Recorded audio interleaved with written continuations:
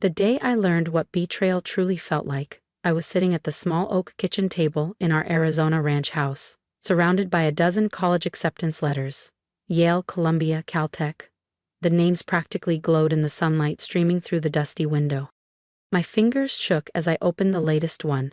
From Duke. Congratulations. The word blurred behind the sting in my eyes. Mom, Dad, I called, my voice cracking. I got into Duke. I expected cheers, maybe a hug. Instead, silence. Then came the soft patter of slippers on tile. My mother appeared in the doorway, her face unreadable. My stepfather trailed behind her, his arms crossed, jaw tight. I was 18 and I suddenly felt 10 years younger. That's impressive, Zoe, my mom finally said, her tone flat. She glanced at my stepfather, who gave a tired sigh. Sit down, honey, we need to talk. My stomach dropped. I eased back into the chair, acceptance letters still cradled in my lap like glass. It's about Ethan, my stepfather began. Ethan, my older stepbrother, the golden child, the one who barely scraped through high school and now fancied himself a business mogul. He's finally onto something big with his crypto platform, he continued. It's gaining real traction, but he needs capital to expand. Mom stepped forward, resting her hand on the back of a chair. We've decided to invest in his startup. It could change everything for this family. I blinked. What about my tuition, the college fund? You said... We used it, my stepfather said bluntly. All of it. You what? Zoe, my mother snapped. Don't be dramatic. College isn't going anywhere. You can take out loans, or go to Mesa Community for a while. I looked between them. These people who had helped me fill out applications, who had talked about Ivy Leagues like they were my destiny. Now they stood there, casually ripping it all away in favor of Ethan's pipe dream. But you promised, I whispered. We did what's best for the family, my mom said, turning away. And just like that, the future I'd worked so hard for shattered. All I had left was my name, my dreams, and the $100 I'd saved from my part-time job at the diner. So I left. Again. Ethan had always been their golden boy. 3 years older than me, he'd dropped out of community college to chase one big idea after another. While I spent my high school years pulling straight A's, leading the science club, and winning scholarships, Ethan drifted from one failed app concept to the next. Each time, he'd pitch my parents some grand vision, some guaranteed breakthrough, and every time, they opened their wallets like he was the second coming of Steve Jobs. How much? I asked. My voice was low, cold. What? My stepfather gave me a confused look. How much of my college fund did you give him? My mom shifted, looking anywhere but at me. All of it. The number made my throat tighten. $212,000. Everything saved from the moment I was born. Birthday checks, bonds, scholarships, savings from years of part-time work. Gone.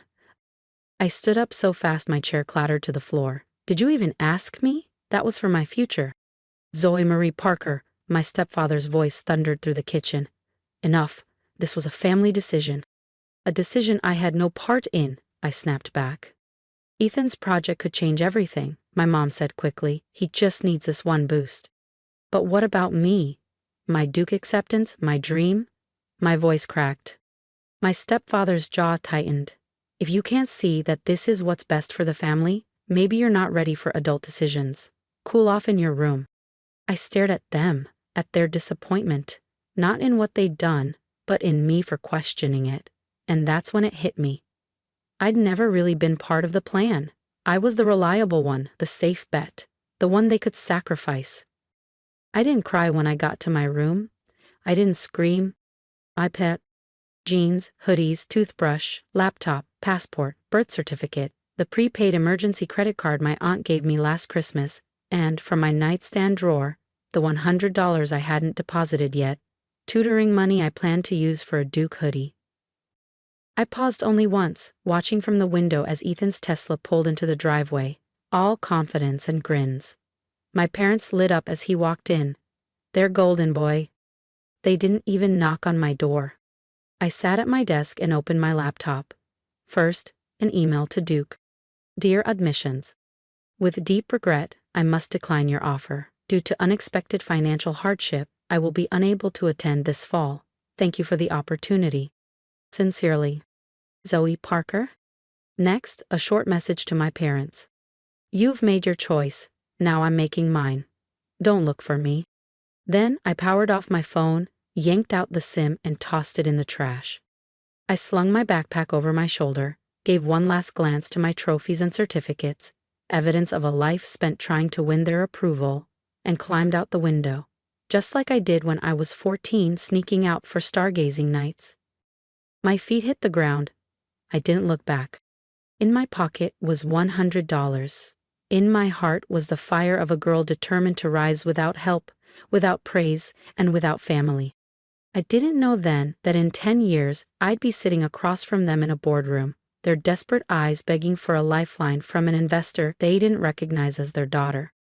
But first I had to become her, one bold step at a time. They wanted to bet everything on Ethan. Fine. I'd bet everything on myself. And I wouldn't need their $212,000 to do it. The first night of freedom tasted like lukewarm coffee and adrenaline.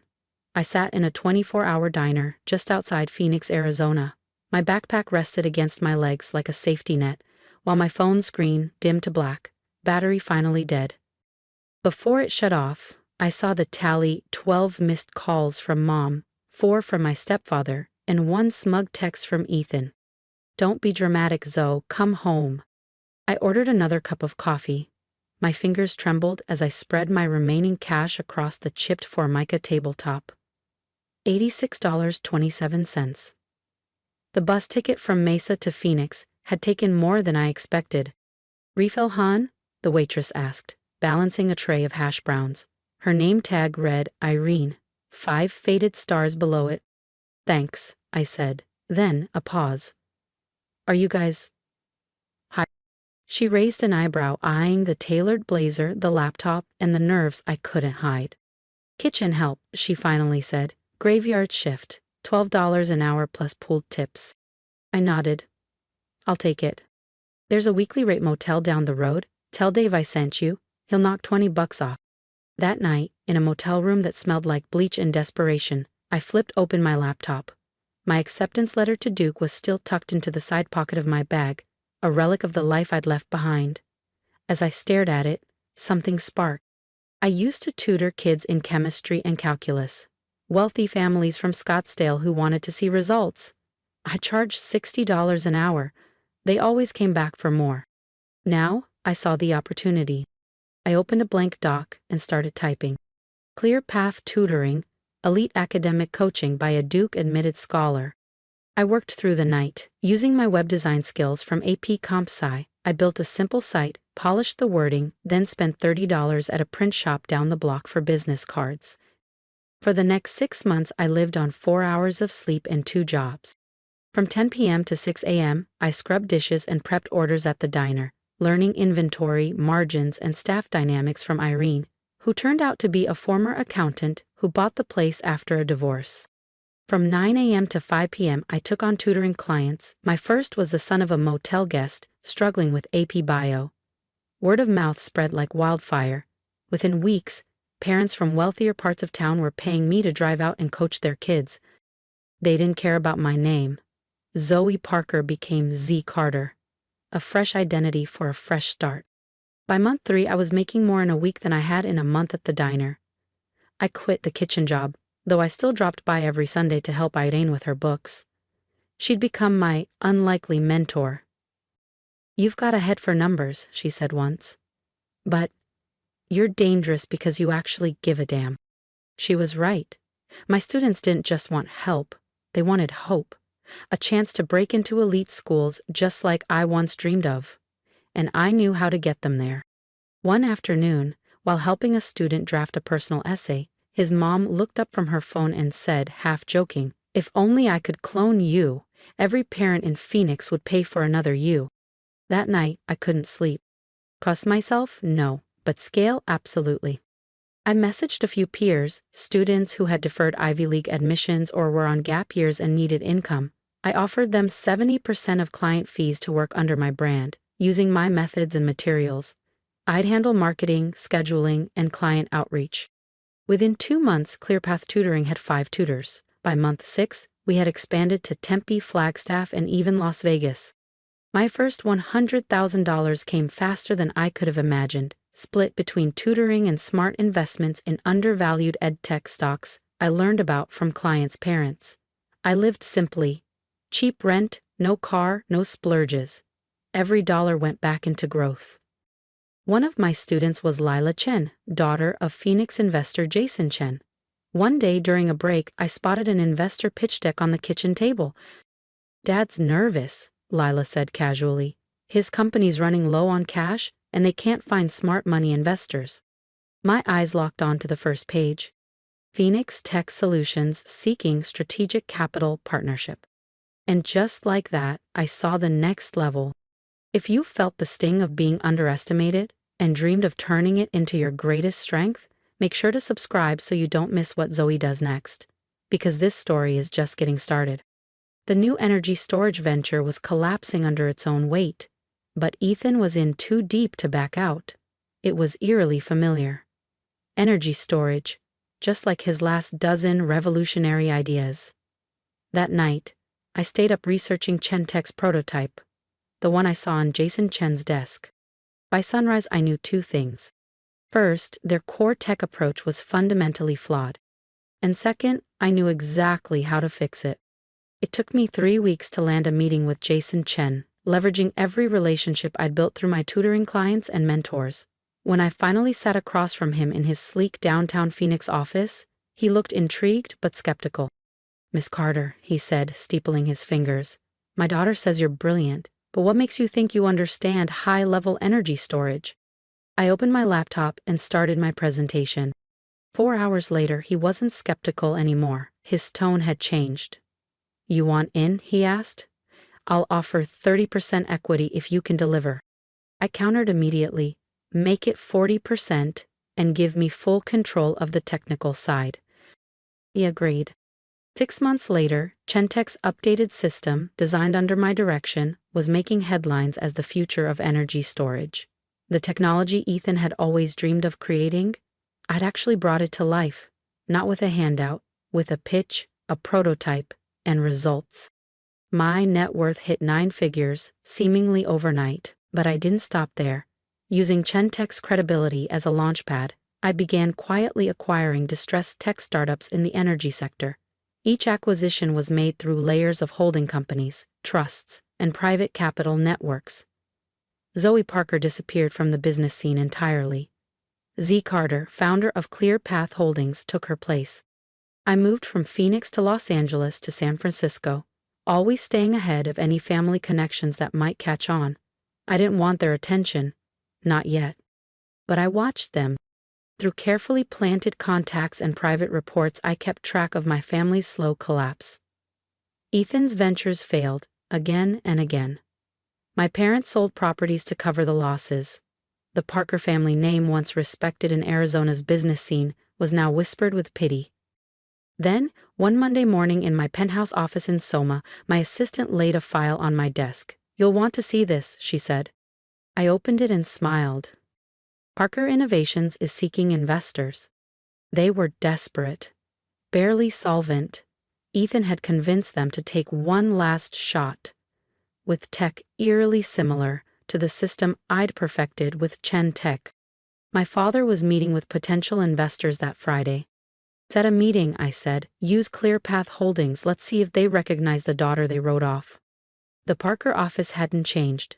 Same steel and glass facade, same fake modern art, same receptionist who didn't even look up. But everything else had. I stepped through the doors in a tailored navy power suit. My heels echoed with confidence. 10 years ago, I left with $100 and a shattered dream. Now I was here to buy the company that threw me away. "Miss Carter," a young assistant greeted me. "They're waiting for you in the conference room. May I take your coat?" I handed it to her without a word. "Would you like coffee?" "Green tea, no sugar, steep it exactly 4 minutes," I said, not missing the irony. My mother used to roll her eyes at my obsession with precision. In the elevator, I took a breath. This was it. The doors opened, revealing my father, Gregory Parker, at the head of the long table, my mother beside him, still perfectly put together, though her smile didn't reach her eyes, and Ethan, arms crossed, legs stretched, eyes glued to his phone. Miss Carter, my father stood, offering a handshake. We've heard impressive things about your firm. I shook his hand. It trembled slightly. Let's begin, I said, sliding my laptop open and casting charts onto the screen. Your company's decline began almost exactly 10 years ago, tied directly to a string of reckless investments. Etone shifted. He recognized the tone, the logic, the precision. He just didn't recognize the woman delivering it. My mother's perfectly manicured fingers tapped a slow, nervous rhythm against the mahogany conference table. We took some calculated risks, my father said, trying to regain control. Calculated? I arched an eyebrow. Like investing $212,000 into an unproven energy storage concept? The room went silent. That number, the exact amount of my stolen college fund, hung in the air like a silent accusation. How did you? Ethan began, but the words died on his tongue. I rose and walked to the tall windows overlooking the city skyline. The same skyline I used to dream about from a secondhand dorm catalog I never got to use. Tell me, Mr. Parker, I said, not bothering to call him Dad. What would you say was your biggest business mistake? My father cleared his throat, perhaps expanding too quickly into high-risk markets. No, I said, turning to face them. Your biggest mistake was sitting in this very room 10 years ago, thinking your daughter would simply disappear. Color drained from my mother's face. Ethan's phone slipped from his hand and hit the table with a dull clatter. My father just stared. Something in his eyes shifting. Zoe, he whispered. Is that really you? I smiled. Hello, Dad, Mom, Ethan. Their stunned silence was everything I'd imagined and more. This is ridiculous, Ethan said, his voice shaky. You're Z Carter? The founder of ClearPath? Actually, I said, sliding a document across the table, it's Zoe Parker Carter now. I legally changed it years ago. You'd know that if you'd ever truly looked for me. My mother blinked back tears. We did look. No, I interrupted. You waited a few weeks maybe. Then you assumed I'd come crawling back when the money ran out. I turned to Ethan. How'd that revolutionary energy system turn out, the one you needed my future to fund? He flushed. There were setbacks. Funny, I said, clicking my laptop, because Chantech, a subsidiary of my company, seems to have solved those setbacks quite well. I brought up the schematics, the very ones that had made me a billionaire. My father leaned forward, stunned. You own Chantech? Among other things, I replied. ClearPath Holdings, Brightline Capital, Elite Academic Consulting, and, as of last quarter, 40% of Parker Innovation's outstanding debt. The room unraveled. Ethan stood, knocking over his chair. My mother covered her mouth with trembling hands. My father looked down at the table, seeing the wreckage of his empire, and the daughter he'd underestimated. Why, he finally asked, why not just tell us who you were? I met his eyes. Because I needed you to see me, not as a daughter you could guilt-trip or ignore, but as the investor holding the future of your company in her hands. What do you want? Ethan snapped. Revenge? I laughed. If I wanted revenge, I would have bought you out in secret and shut you down in one press release. I stood, adjusting my blazer. No, I'm here to fix what you broke. But there are conditions. My father sat straighter. What conditions? First, Ethan's out. No more executive roles, no more visionary investments. He doesn't touch another company dollar. Ethan opened his mouth to argue, but Dad held up a hand. Continue. Second, you both retire. You've done enough damage. Parker Innovations needs new leadership, not nostalgia. My mother looked like she might faint. And third, I said softly, you admit that sending me away was the best thing you ever did, because everything I've built, I built without your money, without your name, and without your approval. Silence. My empire glowed behind me on the conference screen. My mother's eyes welled. Ethan finally understood the truth. Do we have a deal? I asked. My father gave a slow, heavy nod. We do, Miss Carter. Good, I said, gathering my things. Contracts will be delivered tomorrow. I paused at the door. Oh, and Mom? That community college you recommended? My foundation just donated a new science wing there. I left the building that once represented everything I wasn't allowed to be, and stepped into the black car waiting at the curb. Maria sat inside, still sharp in her crisp suit. How'd it go? She asked, handing me a perfectly steeped green tea. Just like we planned, I said, smiling, though I think we'll leave the diner chapter out of the company biography. She laughed. Fair enough, but you know it's where this all started. I nodded, taking a sip. And where I stopped waiting for permission to be great. Are you sure about this? Maria asked, glancing at me as our car pulled away. Saving their company after everything they did? I looked back at the Parker Innovations building, soon to be Parker Carter Technologies, thinking about the scared 18-year-old who had left home with just $100 and a fire in her chest. You know what I learned in that diner, Maria? I said quietly. Sometimes the best revenge isn't tearing others down. It's building something so undeniable, they're forced to face what they threw away. And did they? She asked. I smiled, remembering my father's stunned silence, my mother's tearful stare, Ethan's shattered pride. They will, I said, every time they see the name on the new letterhead. You kept the Parker name? Of course, I replied, opening my laptop to check the markets. I did say I'd help the family business, just on my terms. As we drove past the skyline that once felt unreachable, I thought of the Duke acceptance letter framed in my office, right beside my first business license, my first $1 million check, and a name tag that read Z, Night Shift. Because sometimes the best future isn't given to you. It's built $1 one dream in one relentless step at a time.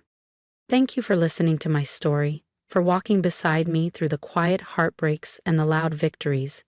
I didn't tell it for pity. I told it because I know I'm not the only one who's ever felt overlooked, underestimated, or replaced by someone who didn't earn what they were given.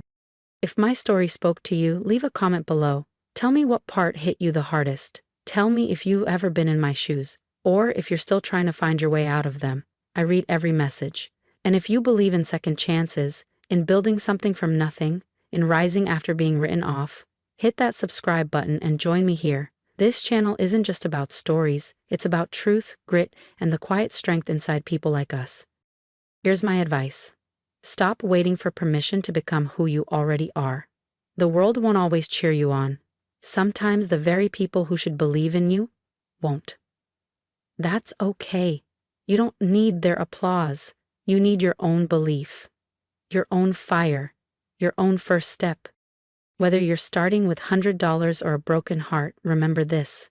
You are not defined by what they gave you, but by what you choose to create. So stick around, because if you think this story was powerful, the next one might just be yours.